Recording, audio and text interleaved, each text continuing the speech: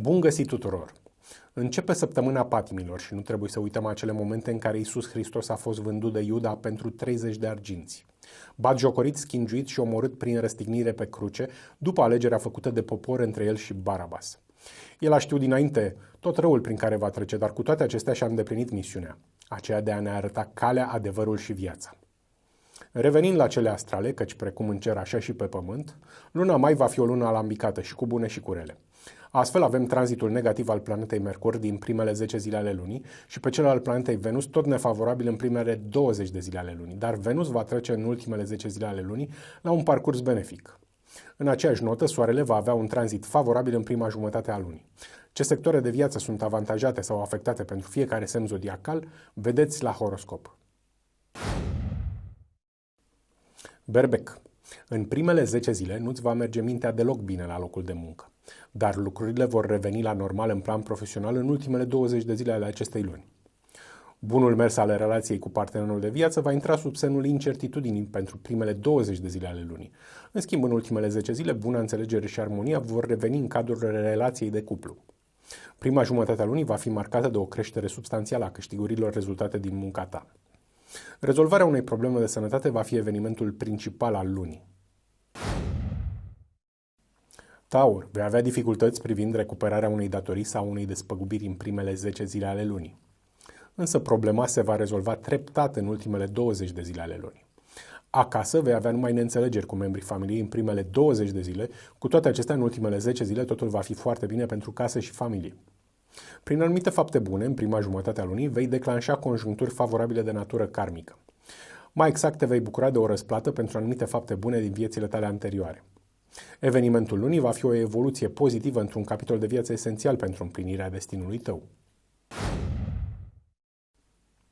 Gemeni, în primele 10 zile ale lunii te vei confrunta cu circumstanțe de viață nefavorabile, asta dacă prin anumite fapte rele îți vei activa karma ta negativă, sau mai bine zis, plata pentru faptele rele din viețile tale anterioare. În primele 20 de zile nu vei reuși sub nicio formă să dobândești o despăgubire sau o sumă de bani provenind de la alte persoane. Dar acest lucru se va rezolva surprinzător de repede în ultimele 10 zile ale lunii. În prima jumătate a lunii vei avea surse de izbândă pentru rezolvarea unei probleme de sănătate. Evenimentul central al lunii va fi plecarea ta într-o excursie sau participarea ta la o frumoasă petrecere.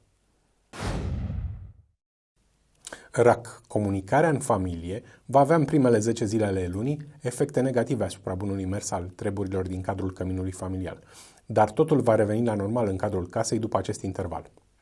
În primele 20 de zile ale lunii te vei confrunta cu defecțiuni majore ale unui mijloc de deplasare, dar în ultimele 10 zile ale lunii vei recupera tot ce nu s-a putut face în perioada anterioară.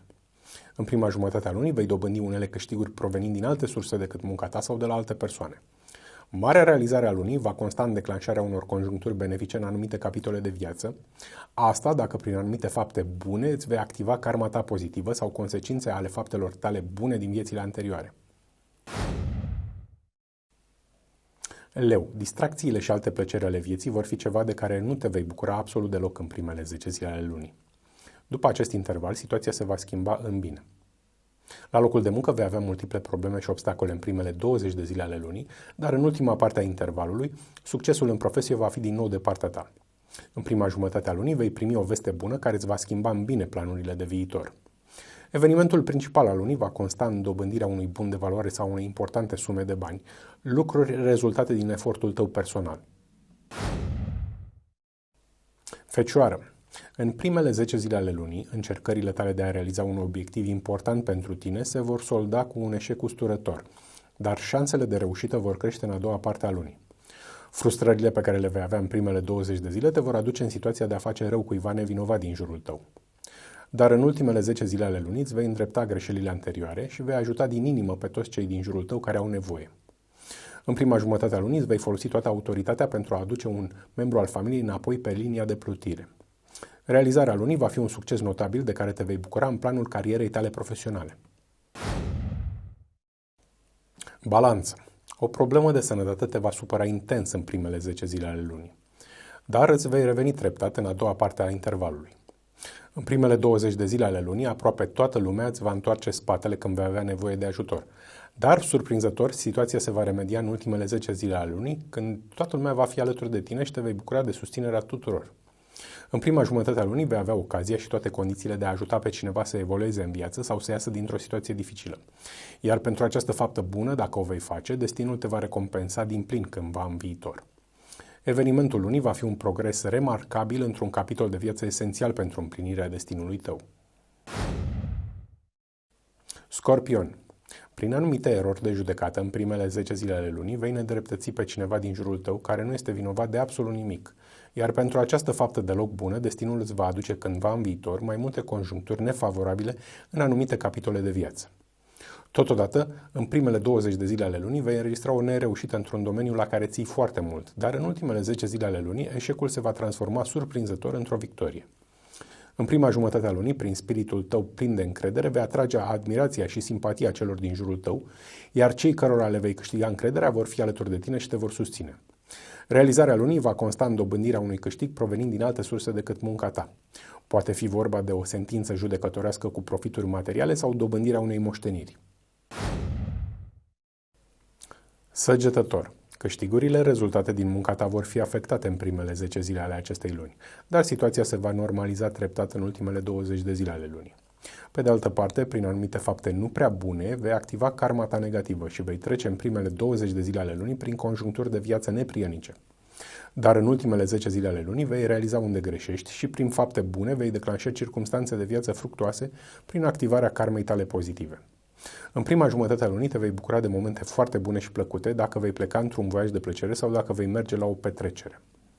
Evenimentul lunii va consta în achiziția unui mijloc de deplasare sau de comunicare. Capricorn. Vei avea neînțelegeri majore cu partenerul de viață în primele 10 zile ale lunii, dar bunul mers al relației de cuplu va reveni treptat după acest interval deloc favorabil. Dincolo de asta, în primele 20 de zile ale acestei luni, nu vei reuși să te distrezi și să te simți bine în niciun cadru. În schimb, în ultimele 10 zile ale lunii, lucrurile vor merge foarte bine, asta dacă vei pleca într-o excursie sau vei merge la vreo petrecere. În prima jumătate a lunii, spiritul tău autoritar îți va aduce un succes remarcabil în plan profesional. Realizarea lunii va fi un lucru pozitiv legat de casă sau de familie. Vărsător. În primele 10 zile ale acestei luni, drumurile scurte și comunicarea cu cei de care ai mare nevoie vor fi total compromise. Dar lucrurile se vor rezolva treptat în a doua parte a lunii. În altă ordine de idei, în primele 20 de zile ale lunii vei avea probleme cu starea ta de sănătate. Dar în ultimele 10 zile ale lunii, problema se va rezolva în mod rapid și neașteptat.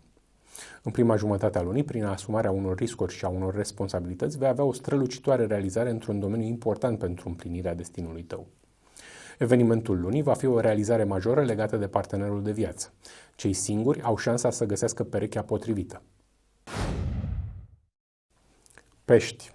Imaginea ta publică va fi afectată în primele 10 zile ale lunii.